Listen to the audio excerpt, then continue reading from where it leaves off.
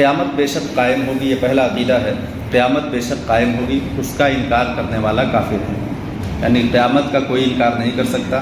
حساب و کتاب ہونا ہے، سب کو اکٹھا ہونا ہے، اور قیامت کا قیام بھی ہونا ہے، اس سے کسی کو انکار نہیں ہونا چاہیے، اور اہل سنت و جماعت کا یہی عقیدہ ہونا چاہیے۔ دوسرا عقیدہ، حشر صرف روح کا نہیں بلکہ روح اور جسم دونوں کا ہے۔ جو کہے صرف روحیں اٹھیں گی، جسم زندہ نہیں ہوگا، وہ بھی کافر ہے۔ یعنی کہ روح اور جسم دونوں کا تعلق ایک ساتھ رہے گا، صرف روح نہیں اٹھے گی حشر کے لیے، اور نہ ہی صرف جسم اٹھے گا حشر کے لیے، دونوں ایک ساتھ اٹھائے جائیں گے اور دونوں کا تعلق ایک ساتھ رکھا جائے گا، کیونکہ دونوں نے دنیا میں رہ کر کے اعمال کیے ہیں، تو ان دونوں کو ایک ساتھ اٹھایا جائے گا، کوئی کسی سے الگ نہیں ہوگا۔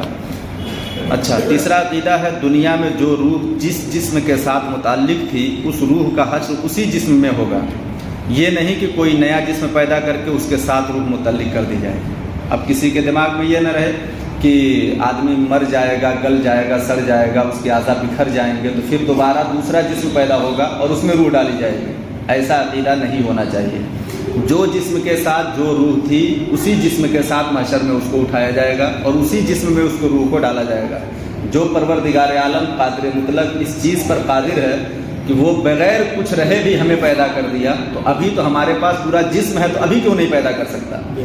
جب نہیں تھے تو پیدا کر دیا، جب ہیں تو بنانے میں کیا اس کو دشواری ہے؟ کوئی دشواری نہیں۔ تو اللہ تبارک و تعالی ہمارے اسی جسم کو اٹھائے گا اور اسی جسم کے ساتھ روح ڈالے گا۔ یہیں ایک اور عقیدے کی اصلاح کر دوں،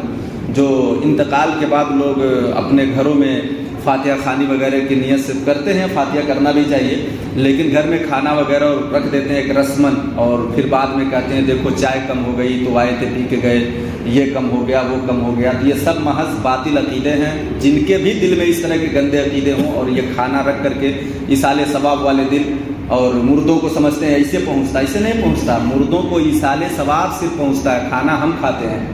یہ اچھی طرح سے ذہن میں رہے آپ کے اور ہمارے کہ کھانا ہم اپنے لیے بناتے ہیں، ثواب مردوں کو پہنچاتے ہیں، اور انہیں اب کھانے کی ضرورت نہیں ہے، اب انہیں صرف ثواب کی ضرورت ہے۔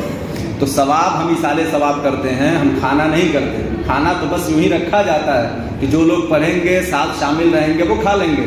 ثواب پہنچانا رہتا ہے۔ تو جو یہ نظریہ رکھتے ہیں کہ گھر میں رکھ دیں گے اور صبح کو دیکھتے ہیں تو چائے تھوڑی سی کم ہو گئی ہے، تو تھوڑا پانی کم ہو گیا، یا کچھ بھی ایسے وہم ہیں، شیطانی خیالات ہیں، یہ عقیدے نہیں ہیں، یہ شیطانی خیالات ہیں۔ تو ان خیالات سے توبہ کر لیں، یہ محض گمراہی والا عقیدہ ہے، یہ دل میں جم گیا تو گمراہی ہو سکتی، اس لیے آپ ایسے عقیدوں سے محفوظ رہیں، ایسا عقیدہ بالکل نہ رکھیں۔ روح جس کا جہاں مقام ہے، اللہ تبارک و تعالیٰ کے حکم سے وہاں رکھ دی جاتی ہے، اور جس روح کو چلنے پھرنے ٹہلنے کی طاقت دی جاتی ہے، وہ روح اپنے اللہ کی دی ہوئی طاقت سے وہ گھومتی ٹہلتی پھرتی ہے۔ یہاں تک کہ حدیث پاک میں بھی موجود ہے کہ سنیچر کے دن، جمعرات کے دن، جمعہ کے دن،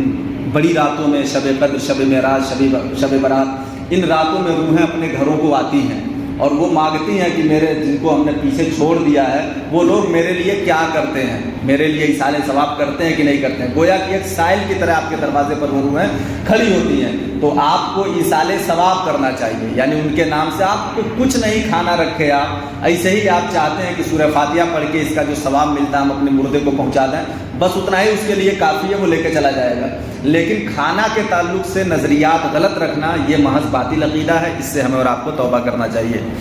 جسم کے اجزاء اگرچہ مرنے کے بعد متفرق ہو گئے، یعنی الگ الگ ہو گئے، سب جسم بکھر گیا، اور مختلف جانوروں کے غذا بن گئے، ایسا بھی ہو سکتا ہے جانور حملہ کر کے کھا جائے، مگر اللہ تعالیٰ ان سب اجزاء کو جمع فرما کر کے قیامت کے دن اٹھائے گا۔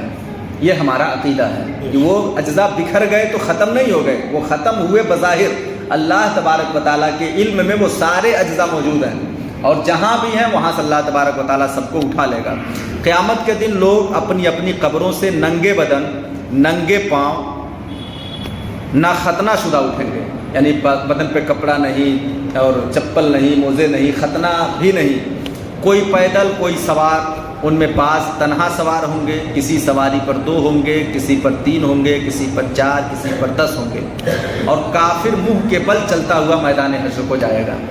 یعنی مومن اور مسلمان کے اوپر بات کی گئی ہے کہ کوئی سواری پہ چڑھ کے جائے گا، تو جس کے اعمال بہت اچھے ہوں گے تو شاہانہ انداز میں ایک سواری پر تنہا جائے گا، جس کے اعمال تھوڑا کم ہوں گے کہ ایک ہی سواری پر 2 لادے جائیں گے، جس کے اس سے کم ہو 3 لادے جائیں گے، 4 لادے جائیں گے، اس طرح سے وہ میدان محشر کو جائیں گے۔ اور کافر کے بارے میں یہ ہمارا عقیدہ ہے اور یہی شریعت ہے اور یہی حدیث پاک کہتی ہے کہ کفار منہ کے بل گھسٹتے ہوئے جائیں گے، یعنی ان کے لیے کوئی سواری اور کوئی ایسی چیز کا معاملہ نہیں رہے گا، وہ گھسٹتے ہوئے جائیں گے۔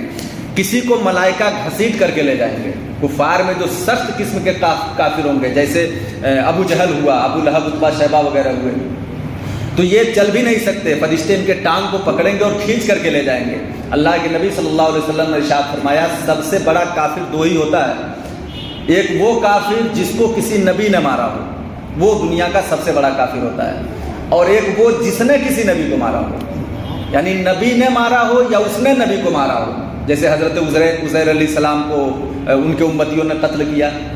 تو حضرت زکریہ علیہ السلام کو قتل کیا، تو ان لوگوں نے جنہوں نے قتل کیا یہ دنیا کے سب سے بڑے کافر ہیں، یعنی نبی نے جس کو مارا وہ سب سے بڑا کافر، اور جس نے نبی کو مارا وہ سب سے بڑا کافر، دونوں طرف سے، تو وہ کافر سب سے بڑا کافر ہوتا ہے۔ تو یہ میدان محشر میں چل بھی نہیں سکیں گے، فرشتے ان کو گھسیٹ کر کے لے آئیں گے اور پاؤں میں پکڑ کر کے گھسیٹتے جیسے کسی کتے، مرے ہوئے کتے کو کھینچا جاتا ہے، بس یہ صورت ان کی میدان محشر میں لے جانے والی ہوگی، اور کسی کو آگ جمع کرے گی، اور کچھ ایسے ہوں گے نہ ایسے جائیں گے نہ ویسے جائیں گے، تو پھر آگ چاروں طرف سے ان کو جلائے گی اور دوڑائے گی، جلائے گی اور دوڑائے گی، یعنی کہ اس طرح سے کفار کو گھسیٹ کر کے میدان محشر میں لے جائے گی۔